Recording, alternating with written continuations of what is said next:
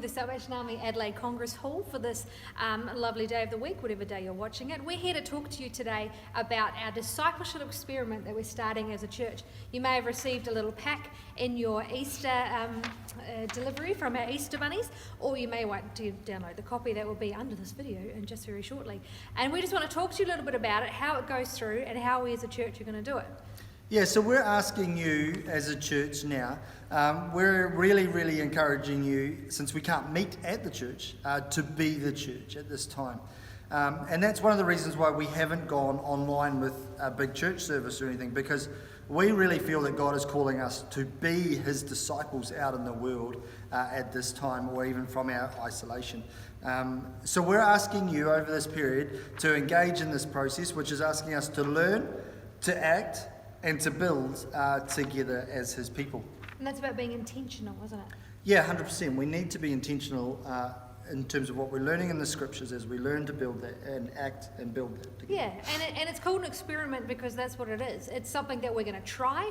It's something that, and truly get good results, to get the best results, we need to engage in. We need to actually give it our best and all attempt and maybe fail, but then still learn through it. That's what an experiment is, something that we plan, we do, and then we assess, and we share that knowledge amongst us so we can all be growing together in Christ-likeness. So we're going to do that today with our first passage, which is? So our first passage today is smack straight after Easter, found in the scriptures, and it's found in Luke 24, 13 through to 32. And it's where Jesus meets the two disciples on the road to Emmaus. And a brief context around this is they seem to be heading home from Jerusalem, heading back to Emmaus, down a old gravelly road, I could imagine, late in the afternoon perhaps. And they've been at Passover that week, and they've witnessed all that Christ, their Messiah, their leader, the person that they had come to love and really learn from, has died on a cross. And they're sharing with each other in their grief and in their struggles. And so Christ meets them there, and some changes happen, which is pretty cool. And they have dinner. And they have dinner. Which is always absolutely important. Dinner's great. But what I observed out of this passage, from if I'm doing this soap metaphor and working through my plan, what really struck out to me was these guys did know their stuff. They were discussing it. They were in deep discussion, heated debate about what had happened and what was going on.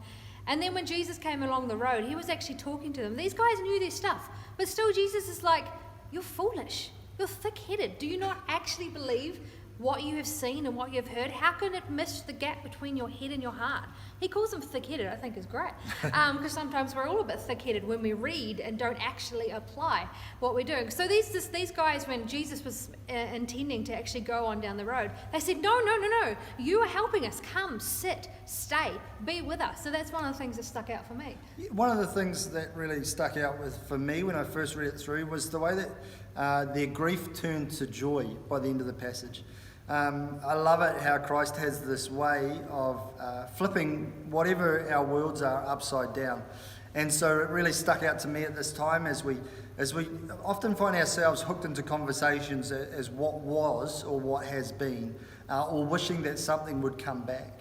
And I really feel that God's calling us to find what the new is and what he's trying to do in this space and time. And so what is the joy? What's the opportunities? Where's the next thing that God is doing, and how can we get on board with that as his people? And you can kind of see how Shane was talking, that it went from what stuck out to him as to what can I do about it, which is the next part, which is the application.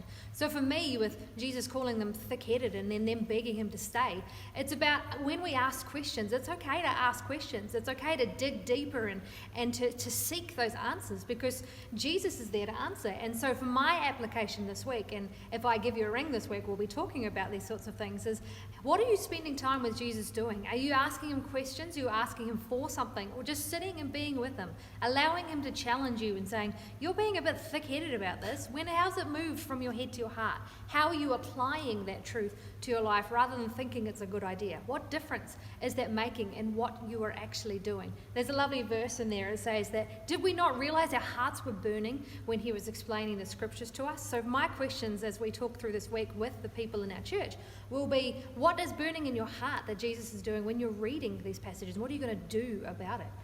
Yeah, and so for me, as I ring, as I talk to my neighbours, as I talk to staff, and as we begin to think and pray and lead to the future, my conversations are, where are the opportunities? Where's God wanting us to move to next?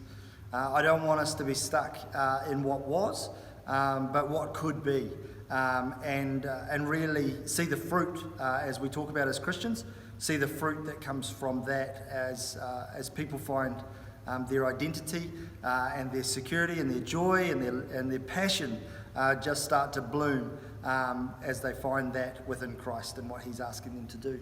Cool. So as you go this week and as you read this passage, we want you to do similar. Read it. What sticks out to you? What are you going to do about it? And then when you get a phone call from one of our wonderful, we've got about 12 or 13 people that are going to ring almost every member in our church this week, talk to them about what made your heart burn about this passage. What is God asking you to do?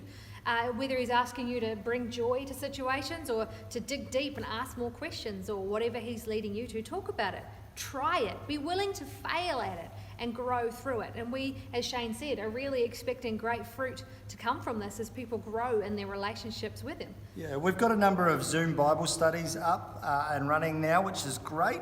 There's a Zoom prayer meeting on Tuesday mornings, and Zoom's this new fantastic thing, which has probably been around for years, but we finally caught on to it. And so we just want you, during those opportunities and those times, to celebrate with each other and to hold each other accountable as well, as we learn together, as we continue to move together to what it is to be the church in this time when a lot of people are questioning where is God and what is happening during this COVID-19 pandemic.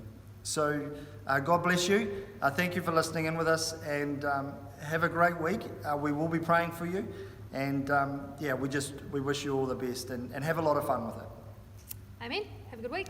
Amen. See you guys.